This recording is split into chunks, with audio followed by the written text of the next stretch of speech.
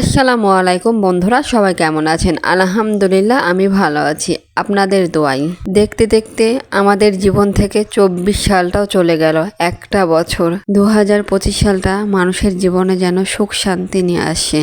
প্রতিটা মানুষের জীবন যেন ভালো কাটে, প্রতিটা মানুষের জীবন যেন শান্তিতে ভরে ওঠে। আমাদের প্রতিটা মানুষের উচিত সবাই সবাইকে ক্ষমা করে দেওয়া, কারণ যত দিন যাচ্ছে ততই মানুষের জীবন থেকে দিনগুলো সময়গুলো হারিয়ে যাচ্ছে। কারণ সময় আর দিন চলে গেলে কখনোই তারা ফিরে আসে না। ফিরে ঠিকই আসে, কিন্তু সেটা নতুন করে। তাই আমাদের অতীতের সব কথা ভুলে গিয়ে সবার সাথে একতা থাকা, একতা হয়ে চলা, একতা হয়ে কাজ করা, মিল মহব্বত রাখা সব কিছুই দরকার মানুষের জীবনে। তাই আমরা সব কিছু ভুলে গিয়ে নতুন বছরটাকে নতুনভাবে আবার গড়ে তুলি, তাহলেই সবার জীবনটা আনন্দে ভরে উঠবে।